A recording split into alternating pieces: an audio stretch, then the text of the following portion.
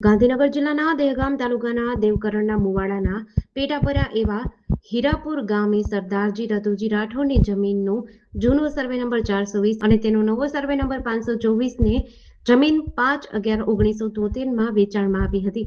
તેમાં સાક્ષી તરીકે એક નંબર પર શાહ આસારામ બથુરદાસની સહી કરી હતી. ત્યારબાદ દસ્તાવેજની નોંધણી પ્રક્રિયા ચાલુ થઈ હતી.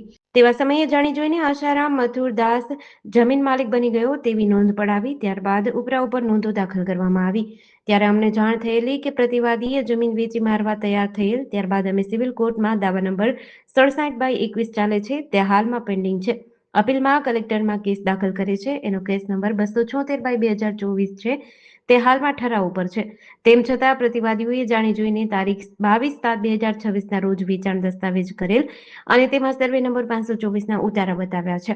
ફોટા બીજી જમીનના એટલે કે બીજા ખેડૂતના સર્વે નંબરના બતાવ્યા છે.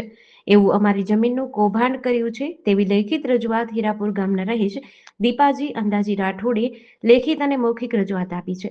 આ અમારો કેસ ગાંધીનગર કલેક્ટર કચેરીમાં ચાલુ હોવા છતાં દહેગામ રજિસ્ટરમાં આજે સર્વે નંબર 524ની નોંધ ચાલુ કેસ દરમિયાન કઈ રીતના પડે અને કઈ રીતના પ્રમાણિત થઈ અને આ જમીનમાં પાકું મકાન આવેલું છે તો સરકારી નીતિ નિયમ મુજબ કલેક્ટર કચેરીમાં આ કેસ ચાલુ હોય ત્યારે આ સર્વે નંબરની સબ રજિસ્ટ્રારની કચેરીમાં નોંધ કઈ રીતના પડે તે મોટો સવાલ છે. મારું નામ રાઠોડ દીપાજી અમતાજી, ગામ હીરાપુરા, તાલુકો દહેગામ, જિલ્લો ગાંધીનગર. સર્વે નંબર 524 અમારા દાદાએ 1973માં વેચાણ સબ રજિસ્ટ્રાર દહેગામમાંથી રાખેલી. એ સર્વે નંબરમાં ટૂંકમાં વેચાણ દસ્તાવેજથી રાખેલી, પણ તેમાં નોંધ કરાવેલ નહીં.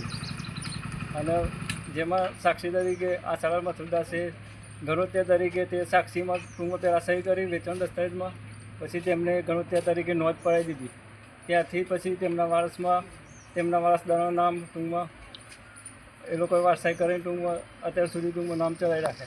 અને પછી તેમને અમારે ગાંધીનગરમાં કલેક્ટર કચેરીમાં કેસ ચાલતો હતો.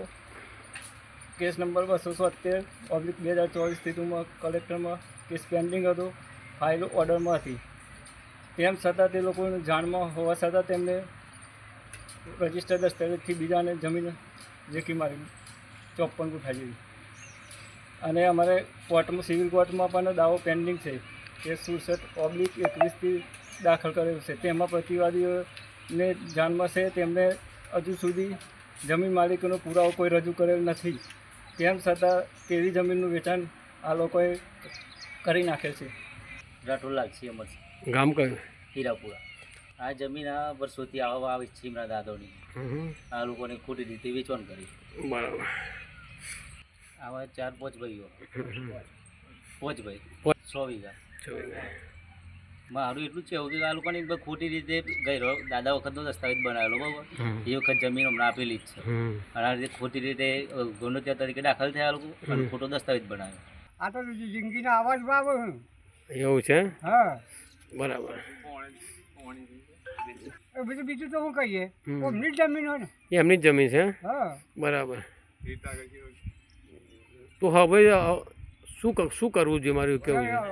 અમને તો ઊંચી પડે જમીન. બરાબર. શું નામ કહ્યું તમારું? ભલાજી નો ગામ? દેવપુરા.